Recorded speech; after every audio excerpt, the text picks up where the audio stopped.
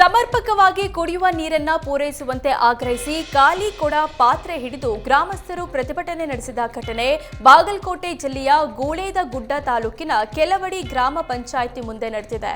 ಗ್ರಾಮದಲ್ಲಿ ಕಳೆದ ಹಲವು ದಿನಗಳಿಂದ ಸಮರ್ಪಕವಾಗಿ ಕುಡಿಯುವ ನೀರು ಪೂರೈಕೆಯಾಗ್ತಿಲ್ಲ. ಈ ಹಿನ್ನೆಲೆ ರೊಚ್ಚಿಗೆದ್ದ ಗ್ರಾಮಸ್ಥರು ಕೆಲವಡಿ ಗ್ರಾಮ ಪಂಚಾಯಿತಿ ಮುಂದೆ ಪ್ರತಿಭಟನೆ ನಡೆಸಿದ್ರು. ಖಾಲಿ ಕೊಡ, ಡಬ್ಬ, ಪಾತ್ರೆ, ಪಗಡೆ ಹಿಡಿದು ಆಕ್ರೋಶ ವ್ಯಕ್ತಪಡಿಸಿದ್ರು.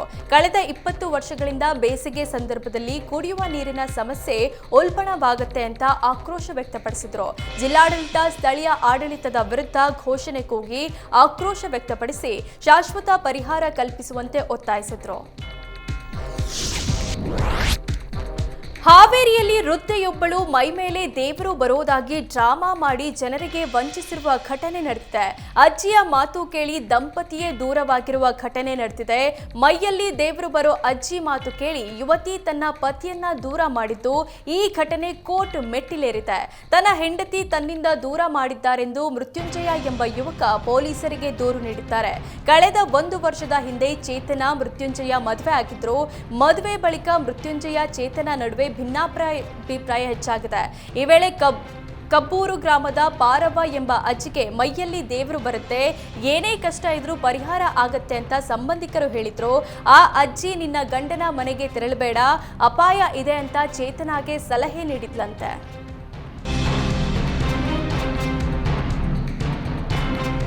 ಬೆಳಗಾವಿ ಜಿಲ್ಲೆಯ ಚಿಕ್ಕೋಡಿ ತಾಲೂಕಿನ ಸದಲಗ ಪಟ್ಟಣದಲ್ಲಿ ಕಳ್ಳರ ಗ್ಯಾಂಗ್ ರಾಜಾರೋಷವಾಗಿ ಕಳ್ಳತನಕ್ಕೆ ಇಳಿದಿದೆ. ಕೈಯಲ್ಲಿ ಮಾರಕಾಸ್ತ್ರಗಳನ್ನು ಹಿಡಿದು ಮನೆಗಳಿಗೆ ನುಗ್ಗುತ್ತಿದ್ದಾರೆ. ಕಳೆದ ಹಲವು ದಿನಗಳಿಂದ ಪಟ್ಟಣದಲ್ಲಿ ಕಳ್ಳರ ಹಾವಳಿ ಹೆಚ್ಚಾಗಿದೆ.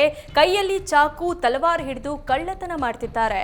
ಕಳ್ಳರ ಚಲನವಲನ ಸಿಸಿಟಿವಿ ಕ್ಯಾಮೆರಾದಲ್ಲಿ ಸೆರೆಯಾಗಿದ್ದು, ಕೂಗಳತೆ ದೂರದಲ್ಲಿ ಪೊಲೀಸ್ ಠಾಣೆ ಇದ್ರೂ ಕಳ್ಳರಿಗೆ ಭಯವೇ ಇಲ್ಲದಂತಾಗಿದೆ. ವಿಜಯಪುರ ಗ್ರಾಮದಲ್ಲಿ ಅಕ್ರಮ ಸಾರಾಯಿ ಮಾರಾಟ ದಂಧೆ ಹೆಚ್ಚಾಗಿದ್ದು, ಸಾರಾಯಿ ಮಾರಾಟ ಮಾಡುವವರ ಮಹಿಳೆಯರು ಬೀದಿಗಿಳಿದಿದ್ದಾರೆ. ತಾಳಿಕೋಟೆ ತಾಲೂಕಿನ ಮಿಣಜಗಿ ಗ್ರಾಮದಲ್ಲಿ ಅಕ್ರಮ ಮದ್ಯ ಮಾರಾಟಗಾರರ ವಿರುದ್ಧ ಮಹಿಳೆಯರು ಕಹಳೆ ಮೊಳಗಿಸಿದ್ದಾರೆ.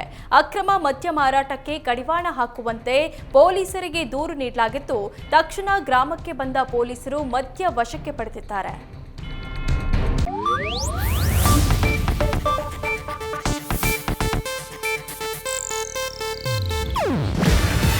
ಇದು ಏಷ್ಯಾನೆಟ್ ನ್ಯೂಸ್ ನೆಟ್ವರ್ಕ್ ಪ್ರಸ್ತುತಿ. ನೀವು ನೋಡ್ತಿದ್ದೀರಾ ಏಷ್ಯಾನೆಟ್ ಸುವರ್ಣ ನ್ಯೂಸ್.